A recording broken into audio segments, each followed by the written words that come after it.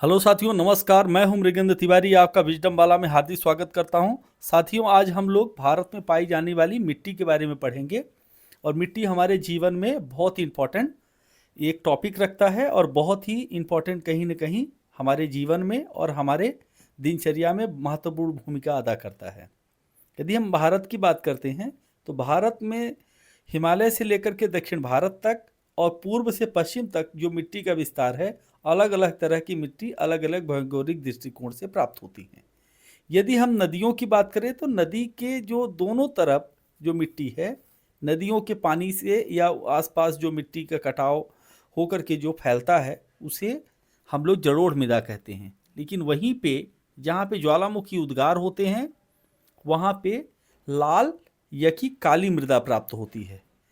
ऐसे ही बात करते हैं, यदि जो मृदा समुद्र के किनारे या कि तटवर्ती क्षेत्रों में पाई जाती है, वैसी मृदा जो है कहीं न कहीं लैटेराइट मृदा के रूप में जानी जाती है। साथियों, अब बात करते हैं भारत में पाई जाने वाली प्रमुख मिट्टी कौन सी है। प्रमुख या बहुतायत में पाई जाने वाली मृदा जलोढ़ मृदा है। साथियों, जलोढ़ मृदा मिट्टी के बहाव या नदी के बहाव से जो छोटे छोटे महीन कण नदी के दोनों किनारों पे जम जाते हैं या जमाव होता है, इकट्ठा होता है, वह मृदा जलोढ़ मृदा कहलाती है। जलोढ़ मृदा दो तरह की होती है, खादर और बांगर।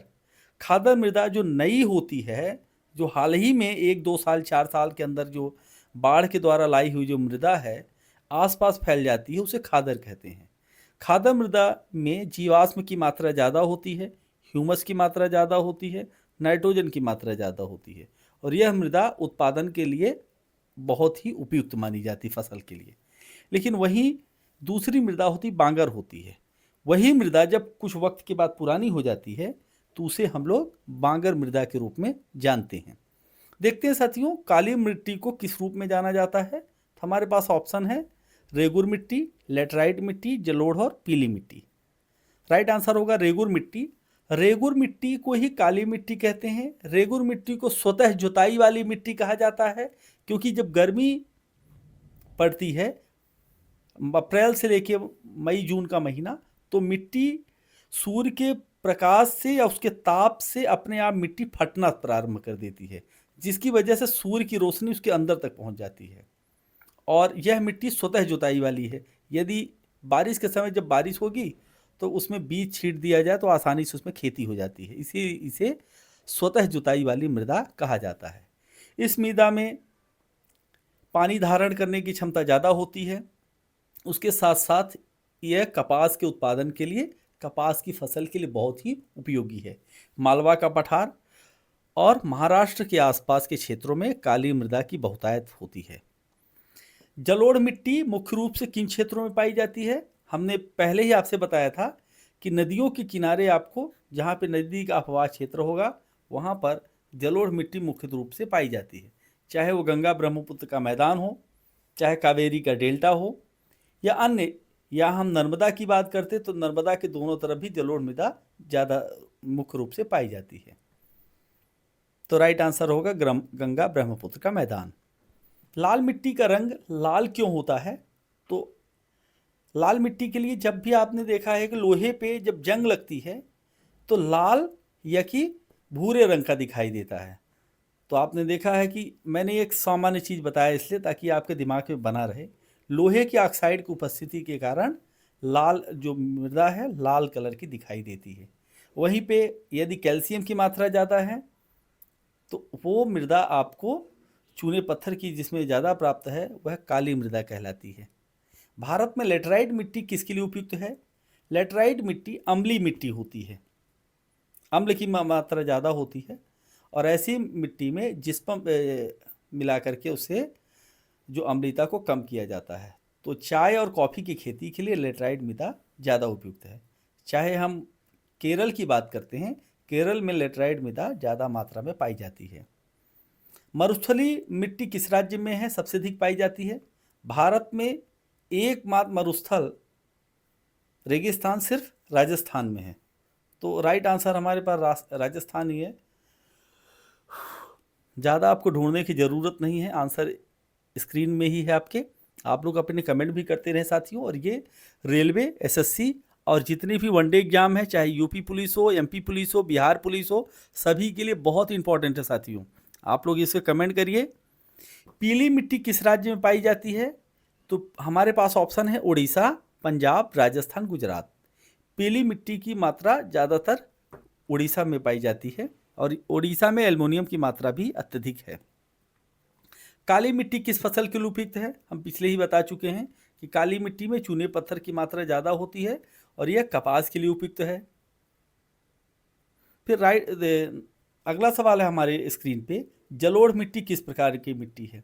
सबसे ज़्यादा उत्पादन उस मिट्टी में होगा जिसमें ह्यूमस की मात्रा ज़्यादा होगी, नाइट्रोजन की मात्रा ज़्यादा होगी, साथ साथ जीवाश्म की मात्रा ज़्यादा होती। यदि ये सारे चीज़ें आपको मिलती और मिट्टी महीन हो, तो ये सारे गुण सिर्फ और सिर्फ जलोढ़ मृदा में पाई जाती है, इसलिए सबसे ज़्यादा उत्पादन के लिए मानी जाती है। चाहे तो आलू का उत्पादन हो या धान का या गेहूं का, गन्ने का, इन सभी के लिए बहुत ही अच्छी मृदा होती है। दक्कन के पठार में कौन सी मिट्टी पाई जाती है? दक्कन ट्रैप, चाहे वह महाराष्ट्र हो, कर्नाटक और तेलंगाना, कुछ भाग मध्य प्रदेश का भी, इन क्षेत्र में आपको काली मिट्टी पाई जाती है और खासकर इस बेल्ट में कपास की खेती भी ज़्यादातर होती है। देखिए अभी काली मिट्टी पाई जाती है, यहाँ पर बारिश की मात्रा भी कम होती है, इसलिए यहाँ पर ज़्यादातर ऐसी फसल बोई जाती है जिन्हें पानी की ज़रूरत कम हो। लाल मिट्टी मुख्य रूप से कहाँ पाई जाती है? हमारे स्क्रीन पे ऑप्शन है उत्तर प्रदेश या उत्तर भारत, पूर्वी भारत, दक्षिणीय पूर्वी भारत या हिमालय क्षेत्र। राइट आंसर है साथियों दक्षिणीय पूर्वी भारत में आपको लाल मिट्टी ज़्यादा रूप में पाई जाती है। जब भी आप दक्षिण भारत की मूवी देखते हैं साउथ इंडियन, तो मैदान या उनकी गाड़ियाँ ज़्यादातर जब घूमती हैं तो लाल मिट्टी ज़्यादातर दिखती है। तो कभी कभी फिल्में भी आपको बहुत कुछ सिखाती हैं, ज़रूरत है कि आप उसके क्या सीखते हैं। काली मिट्टी में किस तत्व की मात्रा अधिक होती है? हम पहले भी बता चुके हैं, काली मिट्टी में मैग्नीशियम तो होता ही है लेकिन कैल्शियम की मात्रा ज़्यादा होती है साथियों। तो यहाँ पे आप लोग कैल्शियम राइट आंसर करिएगा। मिट्टी का जो अपर्दन या कटाव किससे होता है सबसे ज़्यादा? तो हमारे स्क्रीन पे ऑप्शन है हवा, नदी और बाढ़, ज्वालामुखी और भूकंप। राइट आंसर है साथियों नदी और बाढ़ से मिट्टी का अपरदन ज़्यादा होता है। टी, चाय की खेती के लिए किस तरह की मिट्टी सबसे उपयुक्त है? चाय की खेती के लिए अम्लीय मिट्टी सबसे उपयुक्त है और यह मिट्टी ज़्यादातर समुद्री किनारे क्षेत्रों में पाई जाती है, केरल, कर्नाटका, इन क्षेत्रों में ज़्यादा पाई जाती है। या कि पहाड़ी मिट्टी, पहाड़ी भी ढलान टाइप का हो, तो जैसे हम बंगाल की बात करते हैं, बंगाल और असम, इन क्षेत्र में भी आपको अम्लीय मिट्टी की मात्रा दिखाई देती है। इसीलिए चाय के बागान असम में भी हैं और WB वेस्ट बंगाल में भी हैं और साउथ में भी हैं। रेगिस्तानी मिट्टी में कौन सा घटक अधिक पाया जाता है? रेगिस्तानी मिट्टी में लवण पाया जाता है, या कि इसमें कहे जिस्म की मात्रा ज़्यादा होती है, चूने पत्थर की मात्रा ज़्यादा होती है। इसी वजह से आपने देखा होगा राजस्थान के आसपास का जो क्षेत्र है यहाँ पर सीमेंट उद्योग अत्यधिक लगे हुए हैं साथियों। काली मिट्टी किसके लिए प्रसिद्ध है? तो कपास के लिए प्रसिद्ध है। राइट आंसर है, आप लोग इसे नोट डाउन कर लीजिए, स्क्रीनशॉट मान लीजिए आपकी स्क्रीन पर है। यही अगला सवाल है, भारत में जलोढ़ मिट्टी कितने प्रतिशत भूमि पे फैली हुई है? यदि 100% की बात करते हैं तो 40% अकेले जो है जलोढ़ मृदा पाई जाती है, इसके बाद फिर काली मृदा पाई जाती है, फिर लाल है। लाल मिट्टी में कौन सा पोषक तत्व कम है?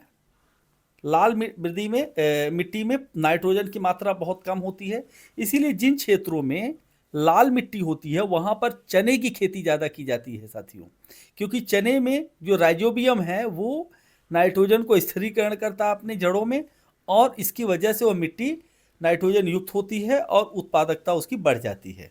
तो राइट आंसर होगा नाइट्रोजन। और एक सवाल और जान लीजिए कि भारत में अधिकांश जो मिट्टी है उन पर किस पोषक तत्व की मात्रा बहुत कम है? तो वो कहलाता है आपके पास जस्ते की मात्रा। जस्ता, जिंक बहुत कम है, इसीलिए गवर्नमेंट जो है अलग अलग पॉलीथीन में किसानों को जिंक देती है ताकि वो अपने खेतों में डाल के जिंक की पूर्ति कर सकें। भारत में सबसे अधिक उपजाऊ मिट्टी कौन सी है? जलोढ़ मृदा राइट आंसर है हमारे पास में। और जलोढ़ मृदा में धान, आलू, गेहूं, इनकी मात्रा उत्पादन अत्यधिक होती है। मरुस्थलीय मिट्टी में कौन सा पोषक तत्व अधिक पाया जाता है? तो नमक होता, लवण की मात्रा ज़्यादा होती है, तो राइट आंसर होगा नमक। मरुस्थलीय मिट्टी। लेटराइट मिट्टी में कौन सा तत्व पाया जाता है? लोहा और एल्युमिनियम दोनों होते हैं लेटराइट मिट्टी में। और लेटराइट मिट्टी किसके लिए उपयुक्त है साथियों? चाय की खेती के लिए, कहवा की खेती के लिए, इन चीज़ों के लिए बहुत ही उपयुक्त है। भारत में सबसे अधिक लेटराइट मिट्टी कहाँ पाई जाती है? केरल और कर्नाटक। यहाँ पर चाय की भी खेती होती है, कॉफ़ी की भी खेती होती है। यदि वहीं और ऑप्शन में दी है तो फिर आपके पास में वेस्ट बंगाल और असम में भी लेटराइट मिट्टी की मात्रा ज़्यादा होती है। जहाँ पे मिट्टी का कटाव ज़्यादा होता है, पहाड़ी होता है, ढलान होता है, वहाँ पे लेटराइट मिट्टी पाई जाती है साथियों। जलोढ़ मिट्टी का सबसे बड़ा लाभ क्या है? कम उपजाऊ, अम्लीय प्रकृति, अत्यधिक उपजाऊ, सूखने की प्रवृत्ति। राइट आंसर होगा अत्यधिक उपजाऊ होता है और जल धारण करने की क्षमता कम होती है। लेकिन जल धारण करने की क्षमता सबसे ज़्यादा काली मृदा में होती है। काली मिट्टी की जल धारण क्षमता कैसी होती है? तो अत्यधिक है। राइट आंसर है हमारे पास, अभी पिछला हम बता ही रहे थे कि यहाँ पे ऑप्शन भी आ गया आपके पास। लाल मिट्टी मुख्य रूप से किससे बनी होती है? लौह ऑक्साइड होता है लाल मिट्टी में। तो यहाँ पे राइट आंसर है आपके पास सी। आप लोग इसे स्क्रीनशॉट मान लीजिए, कमेंट भी करते रहें साथियों। नेक्स्ट देखते हैं हम लोग, जलोढ़ मिट्टी किन कृषि उत्पादों के लिए उपयुक्त है? गेहूं और धान, चाय कॉफ़ी, मक्का बाजरा, गन्ना और कपास। राइट आंसर है साथी गेहूं और धान के लिए। इसीलिए आपने देखा उत्तर भारत की बात करते हैं, चाहे वो बिहार हो, वेस्ट बंगाल हो, यहीं पर उत्तर प्रदेश, पंजाब, हरियाणा, यहाँ पर जलोढ़ मृदा की मात्रा ज़्यादा है। इस वजह से यहाँ पे गेहूं और धान का उत्पादन अत्यधिक होता है। भारत में कितने प्रकार की मिट्टी पाई जाती है? तो कुल 6 प्रकार की भारत में मिट्टी पाई जाती है। राइट आंसर है 6। यही पीली मिट्टी का रंग किसके कारण होता है? पीली या लाल दोनों आ सकता है आपके पास में। तो वो होता है आपके पास में लोहे के ऑक्साइड या लौह ऑक्साइड की वजह से होता है साथियों। नेक्स्ट है, रेगिस्तानी मिट्टी को अत्यधिक उपजाऊ कैसे बनाया जाता है? सिंचाई और उर्वरक को जोड़ दिया जाए, उसमें खाद का उपयोग किया जाए, सिंचाई की जाए, तो रेगिस्तानी मिट्टी को भी उपजाऊ बनाया जा सकता है साथियों। आपने देखा है चाहे राजस्थान में जब से नहर का उपयोग किया गया और खाद का उपयोग किया गया, जैसे हमारा हरित क्रांति आया, तो राजस्थान की धरती भी हरी भरी हो गई है। लेटराइट मिट्टी को उपजाऊ बनाने के लिए किस का उपयोग किया जाता है? तो हमारे पास राइट आंसर है चूना और उर्वरक का। चूना का उपयोग करें और उर्वरक का, क्योंकि चूना क्या करता है, उसके कहें कि एसिडिक जो रूप होता है उसको कम करता है। इसकी वजह से मिट्टी फिर से पूर्ण रूप से वैसे हो जाती है। साथियों ये चैनल आपका है और इसे आप लोग ग्रोथ करिए। और मैं चाहता हूं कि इसे सब्सक्राइब करें, शेयर करें, अच्छा लगा हो तो बेल आइकन दबा दें, ताकि दोबारा हम लोग और भी अच्छे आपके लिए यूजफुल वीडियो बनाते रहें साथियों। धन्यवाद। जय हिंद, जय भारत।